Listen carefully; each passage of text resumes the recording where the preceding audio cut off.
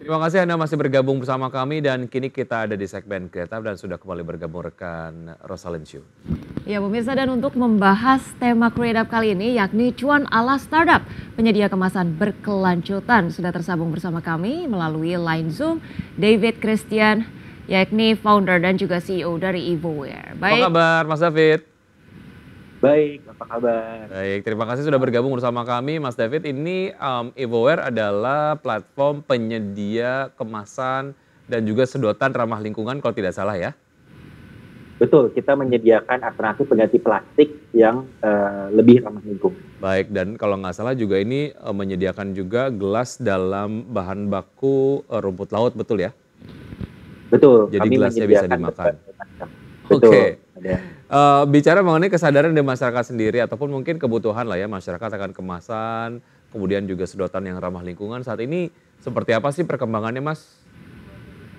Ya, jadi Evoware itu sendiri kita berdiri mulai dari tahun 2016 dan sejak kita berdiri itu dari 2016 sampai sekarang 2024 kami melihat banyak sekali perubahannya ya dari segi peraturan pemerintah dan juga kesadaran masyarakat terutama terhadap isu permasalahan plastik sekali pakai ini dan polusi plastik juga. Jadi dari segi bisnis pun kami berkembang cukup pesat juga dan dari orderan pun kayak berkembangnya cukup banyak dari tahun ke tahun. Oke. Secara manfaat ini memang banyak sekali ya, salah satunya adalah memang mengurangi polusi begitu. Kalau manfaatnya banyak, kenapa sih belum banyak yang menggunakan kemasan ataupun sedotan yang ramah lingkungan? Apa memang isunya tetap di harga atau apa Mas David? Iya, memang dari segi harga pasti itu lebih mahal ketimbang yang plastik biasa karena dari segi skala ekonomi pun kami belum mencapai skala ekonomi yang seperti plastik yang bisa harganya bisa semurah plastik seperti itu dan juga dari segi kesadaran masyarakat juga lebih memilih alternatif yang pertama dari segi skala ekonomi, yang kedua juga dari segi ketersediaan produknya yang memang belum massal atau belum ada di mana-mana, dan yang ketiga juga kesadaran masyarakat mengenai produk-produk ramah lingkungan itu juga masih belum banyak yang tahu gitu, masih belum banyak yang mainstream plastik. Kalau itu menurut kami ya, dan juga sebenarnya dari segi masyarakat pun juga atau dari produsen atau pemerintah pun kita juga bisa melihat bahwa sebenarnya murahnya itu kalau plastik itu kan dari segi jangka pendek,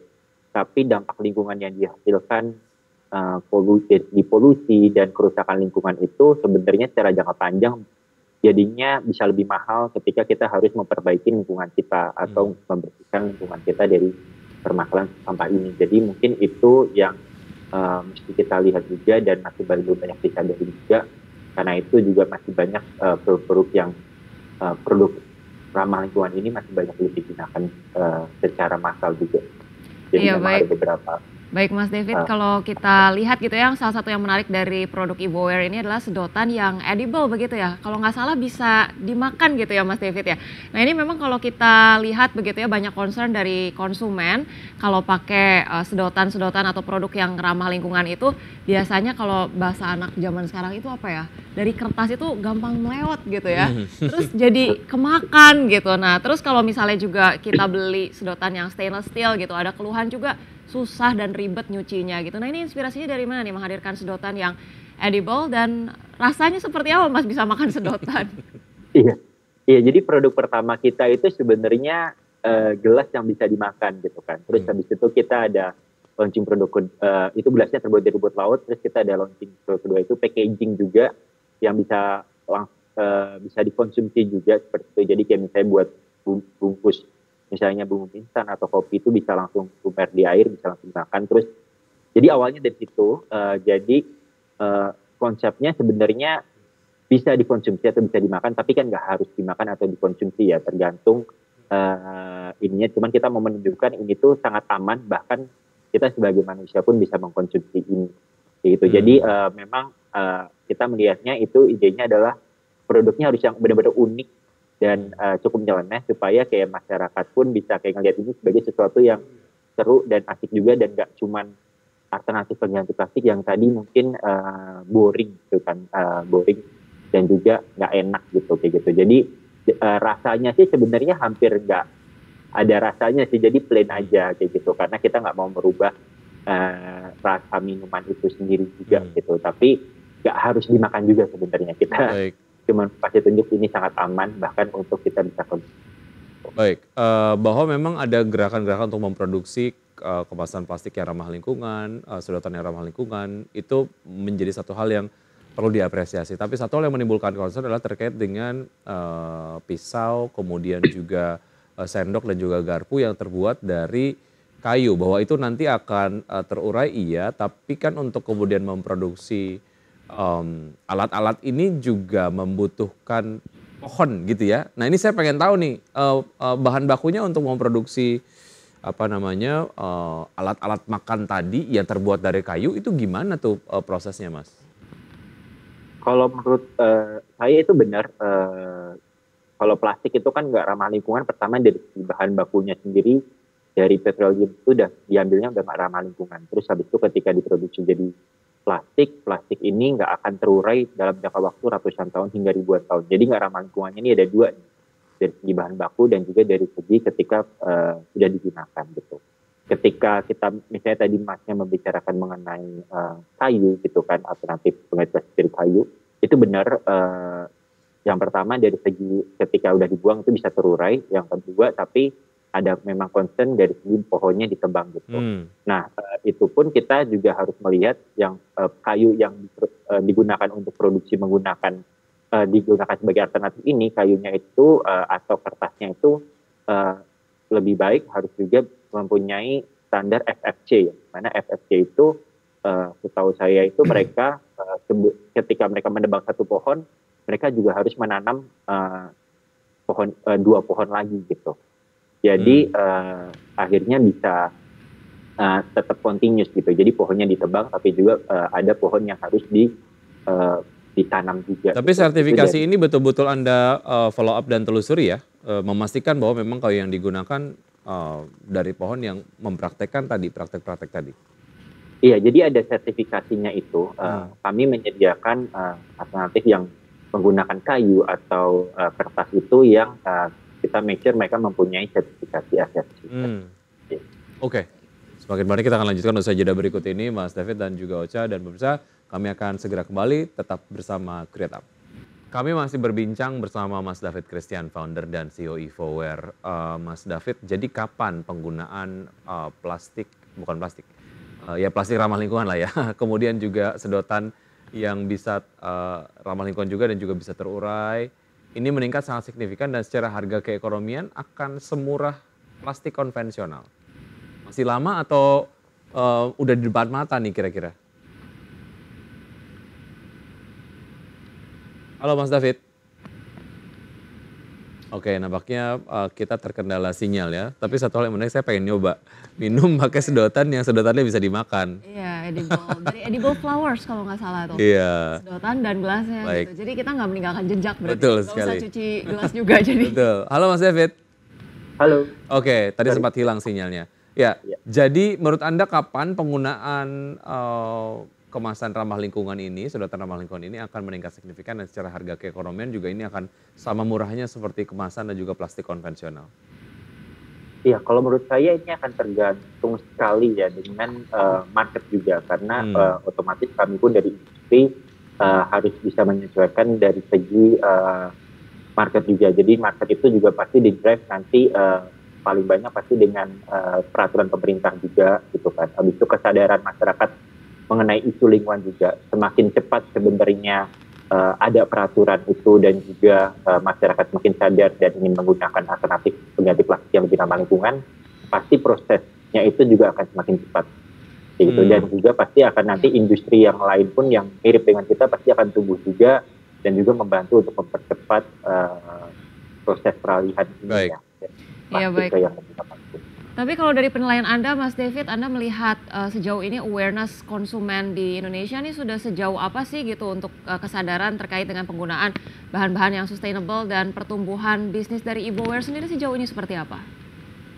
Ya, kalau dari 2016 yang kami lihat itu pertumbuhannya cukup signifikan ya, cukup banyak, terutama ketika 2018, 2019 itu mulai banyak, lebih banyak gerakan-gerakan juga dan juga mungkin peraturan dari pemerintah daerah yang akhirnya bisa meningkatkan kesadaran masyarakat dan juga dari segi market itu juga meningkat cukup pesat. Jadi secara tahun ke tahun ini sendiri dari segi bisnis Evoware itu meningkat bisa cukup signifikan juga dari year by year-nya.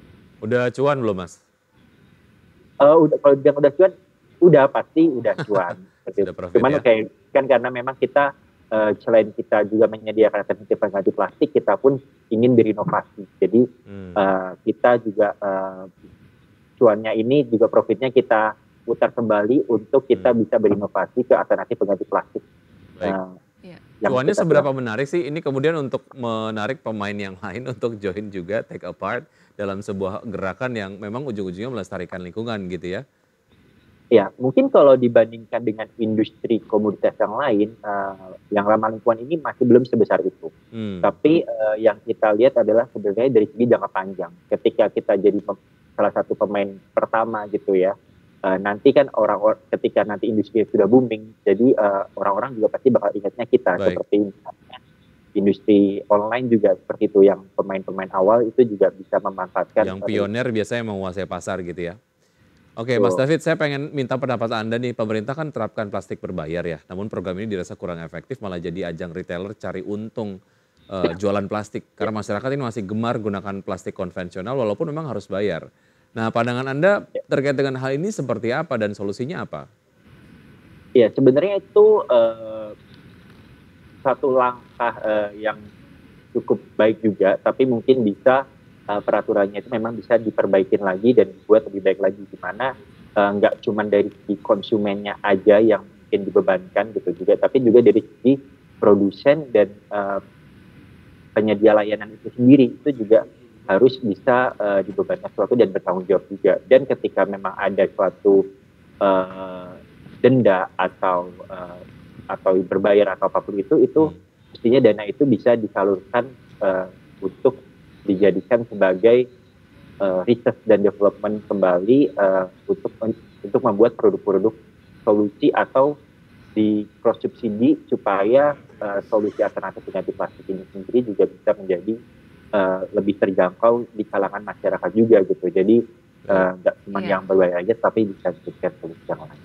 Iya, baik Mas David. Terakhir mungkin ada target mungkin jangka panjang Evoware ini akan berinovasi seperti apa ke depannya? Iya, jadi untuk sekarang sendiri Evoware kita sedang mengembangkan alternatif pengganti plastik, biji plastik yang bisa digunakan di mesin plastik biasa yang terbuat dari rumput laut gitu. Jadi target kita mudah-mudahan dalam 1-2 tahun ini kita bisa akhirnya memproduksi inovasi kita itu secara massal, dan juga kita ingin bisa mudah-mudahan nanti dalam 1-2 tahun ini juga melantai di bursa. Ya. Baik, sukses terus terkait dengan upaya-upaya yang dilakukan oleh Evoware. Semoga memang produk ramah lingkungan semakin banyak dikonsumsi oleh masyarakat dan juga berdampak signifikan terhadap pelestarian lingkungan ya Mas David. Ya, sukses untuk Anda, sampai jumpa. Terima kasih Mas David, sampai Terima jumpa. kasih.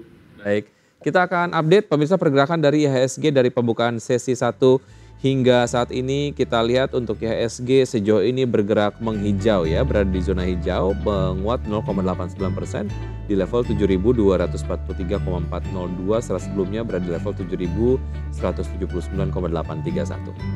Ya, sementara itu kita lihat saham-saham yang menjadi unggulan atau saham-saham yang menjadi top gainers.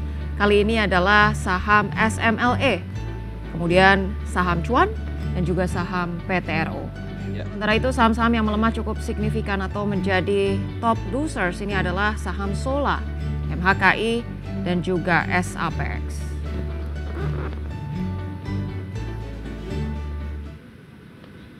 Ya baik pemirsa, 90 menit sudah kami menemani Anda dalam Power Breakfast. Ya, semoga pembahasan hari ini dapat menjadi referensi dan sumber informasi untuk Anda. Tetap perbarui informasi Anda hanya di IDX Channel, your trustworthy and comprehensive investment reference. Saya Wiki Adrian. Dan saya Rosalinci, pemirsa terima kasih dan sampai jumpa.